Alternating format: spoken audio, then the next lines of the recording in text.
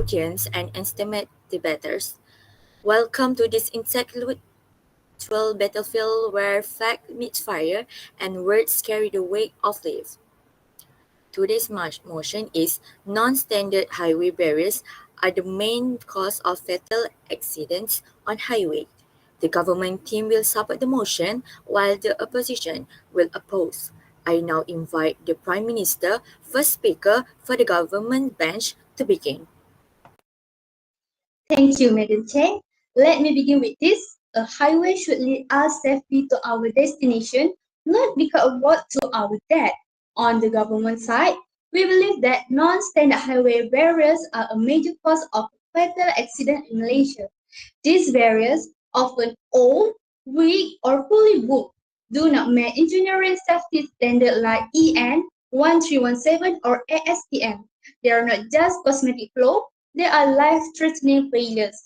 Take this tragic example such as June 9, 2025, East-West Highway Garage, a bus carrying Oxy student hit a faulty barriers. Instead of stopping the bus, the very first street, 15 young lives lost. Another case, DUKE Highway 2024, a lorry hit a barrier, the driver struck a car below. No death, but it exposed how unfit some barriers are for impact. Export warns, even our common WBM guidelines may not meet safety standards, they burst rather than protect. So I say this, when barriers fail, the system fails. And when the system fails, people die. Let's act before the next strategy makes headline. Thank you, Madam Chair. Let us not confuse what follows a crash with what causes it. Yes, the examples shared by the government are heartbreaking, but we must ask what actually triggered those accidents. Take the Garrett case. That road is steep, narrow, and often foggy. The likely causes speeding, fatigue, poor visibility. The barrier didn't cause the crash, the driver simply lost control. The same goes for the DU incidents. A lorry hit a barrier, but why? Probably because the driver was drowsy or distracted. Let's be clear, the barrier wasn't the cause, it was the consequence. According to PDRM 2022 statistic, 89% of fatal accidents are caused by human error, speeding, distraction, drunk driving, drowsiness. So let's ask ourselves, did the barrier make the driver fall asleep? Did it force them to speed? Of course not. Barrier don't drive, people do. If we keep blaming the barrier, we ignore the real threat, unsafe driving habits. What we really need is better education, stricter enforcement, and public awareness, because at the end of the day, it's not the barrier that kills, it is the behavior behind the wheel. Thank you.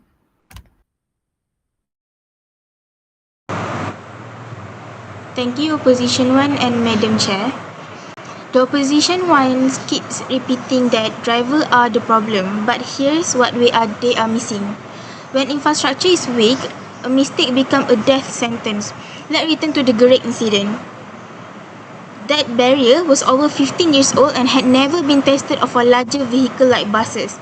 A proper barrier should have redirected the vehicle to cushion the impact, not slice through the bus like a blade. Road safety experts from UPM have also stated that East-West Highway has been upgraded to handle today's traffic condition.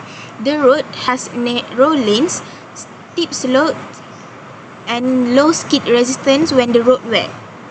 On roads like this, strong and tested barriers are essential, but we don't have them. Here's the point, yes, drivers make mistakes, but bad infrastructure turns into those mistakes into funeral. Even a tired driver might survive a crash if the barriers works, but when it doesn't, that's when people die. So again, non-standard barriers magnify danger and turn errors into tragedies. Thank you. Madam Chair, the government agreement may sound emotional, but they lack of full understanding of cause and effect. Let's revisit the Garrett crash. The bus lost control. Why? Possible due to driver fatigue or brake failure. The barrier didn't cause that loss of control. It was there when the crash happened. Blaming it Blaming it is like blaming a wall when someone drives into it run. Even on modern highway with standard barrier, fatal accidents still occur. Why? Because human behavior have a chance. No barrier can stop speeding, reckless overtaking, drunk or tired driving, poor vehicle conditions. So, what the real solution? We must target human error as the root cause, stricter law enforcement, improve driver training, regular vehicle inspection, use of radar and speed cameras. Yes, improve barrier, but don't blame them as the main cause. Let's stop pointing finger at steel structure and start fixing how we drive.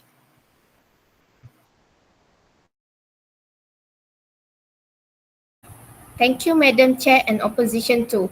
Yes, human error is common, but that should not be. A crash test barrier can turn a deadly crash into a survivable one, but a non-standard barrier can make it worse, even deadly. Let's look at real example. From the article The Star, in Malacca, debris from a trailer crash hit several vehicles before reaching a barrier. Because the barrier was strong, it stopped further damage. If it had been weak, more life might have been lost.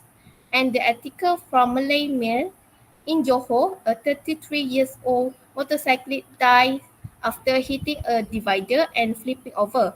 The design and strength of that divider method. This case shows a simple truth. Barriers are not just roadside objects. They are the first line of defense in a crash. They can either reduce harm or make it worse. Yes, driver made mistake, but the road system should be built to protect them anyway. We don't just build for perfect driving. We build for survival. Every Malaysian deserves a road system designed not just for the rules, but for human error and life-saving recovery. Thank you. The government wants to make infrastructure the villain, and that's simply misleading. Let's be clear, barriers do not cause crashes. We respond to them, but the government keeps presenting data as if barriers are active participants in accidents. Here's the real truth. If we remove every barrier today, crashes will not stop. They get worse. So what should we do? We need a comprehensive solution. Take a driver fatigue, enforce speed limit, improve licensing and training, use radar enforcement, upgrade route, and yes, fix and upgrade barrier. But focusing only on barrier is short-sighted. It ignores the human decision that lead to crashes. An effective road safety plan must be addressed both cause and consequence and keep behavioral change at the center because at the end of the day, the most powerful safety tool is the person behind the wheel. Thank you. Thank you to all six debaters for a powerful exchange rooted in data, empathy, and urgency. After listening to both sides, we find that the opposition teams present a stronger overall case, while the government highlighted the tragic impact of faulty highway barriers. The opposition successfully showed that human error is the main cause of fatal road accidents, supported by clear data and practical solution. They addresses both the root cause the prevention, making their argument complete and more convincing. Therefore, the opposition is declared the winner of the debate. Congratulations. Congratulations!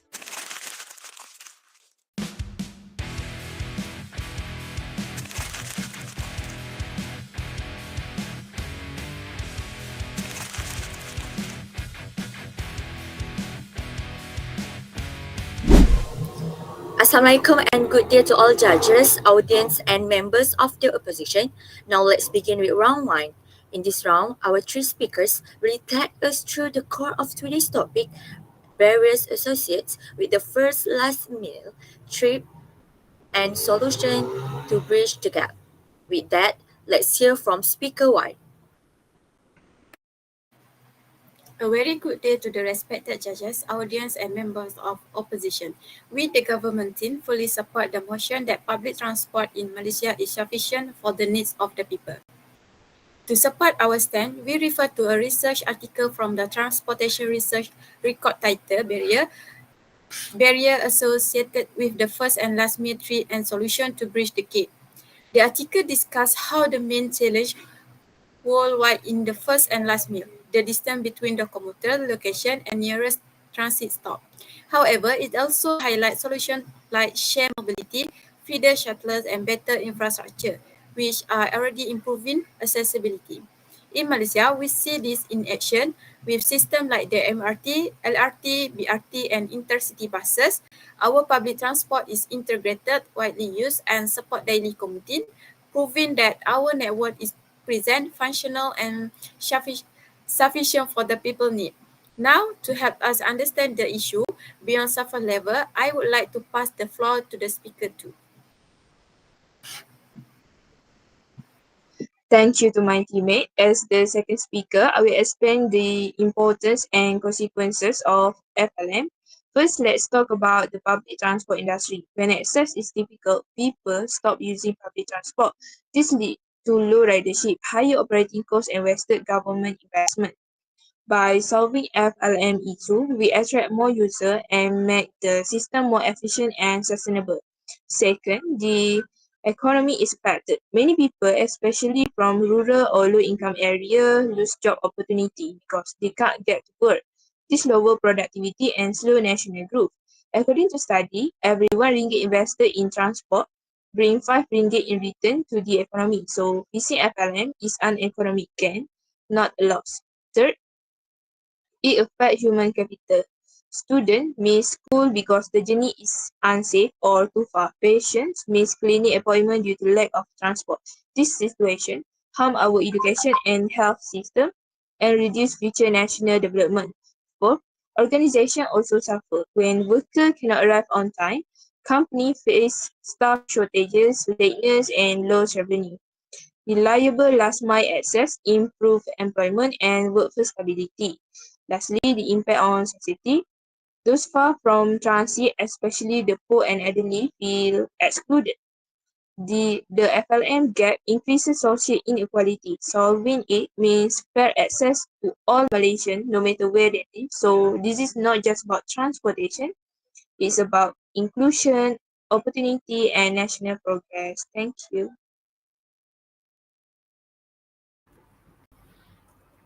As the final speaker, I will share our opinion on how to best cope with FLM issues. We believe that equity must be the main focus. Many solutions are great in theory, but they fail when people don't have smartphone, internet, or bank accounts. Cities should offer cash-based options, SMS booking, and community outreach to bridge this digital divide.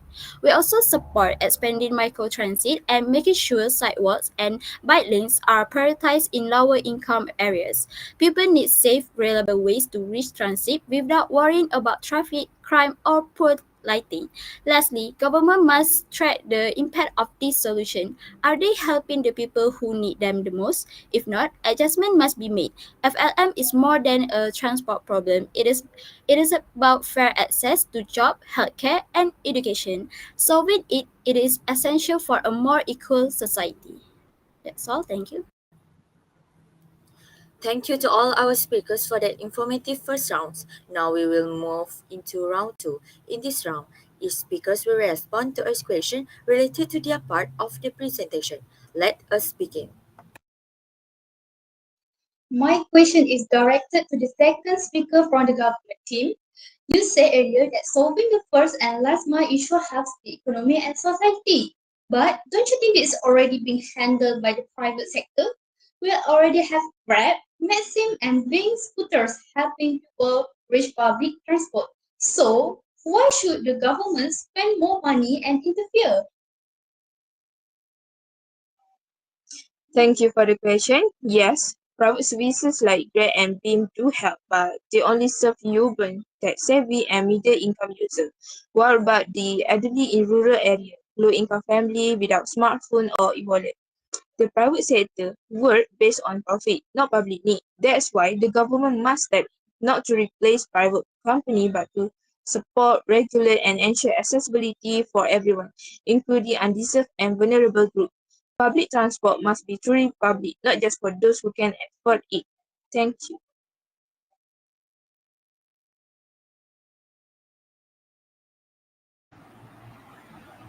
Maharani Faizah, you state that Malaysia public transport is sufficient and widely used in urban areas like Kuala Lumpur and Penang. However, what about the rural areas and smaller towns where such system does exist? Doesn't this show that the system is only sufficient for some people or not the majority? Thank you for the question. While it's true that urban area has more coverage, the term sufficient in this motion refers to the system as the whole meeting the needs of the majority, most of whom live and commute in urban region. Furthermore, initiatives like intercity buses and future expansion are aimed at improving rural connectivity. So, while rural areas may face challenges, the existing system still serves a large portion of the population effectively. Thank you.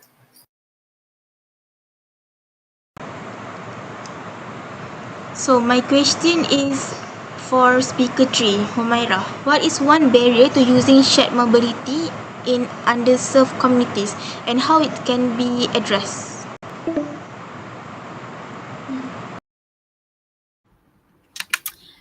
One major barrier is undeserved community is the lack of access to smartphone, internet, or credit cards, which are often required for shared mobility services like ride shares or bike sharing. To address this, cities can introduce cash-based payment options such as transit card and allow bookings through text messages. This step can help make shared mobility more inclusive and accessible to all citizens. Thank you.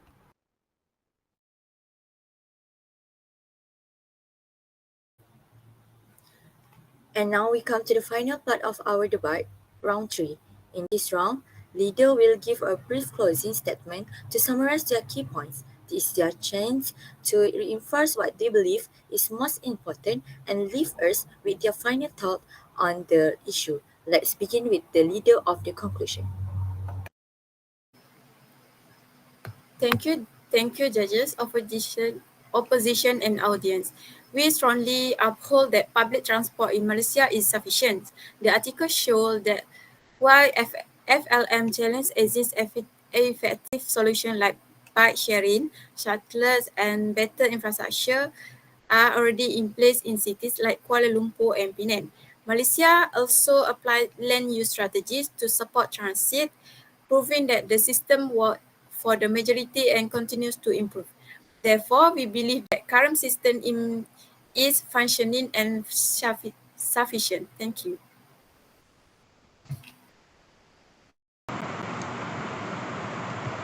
Thank you, leader, for the government team, and thank you for respected judges and fellow debaters. We, the opposition, stand firmly against the motion. According to the same article cited by the government, FLM challenges remain one of the most critical barriers to public transport access, especially for underserved communities. The article emphasized that access to education, healthcare, and job is negatively impacted by poor connectivity in low-income and rural areas. While solutions exist, the paper admit that implementation barriers like cost, limited coverage, and lack of accessibility for disabled and elderly groups still persist. So, despite Malaysia progress, the system today does not sufficiently serve everyone. It remains unequal, especially for those who need the most. Thus, we cannot call it truly sufficient yet. Thank you.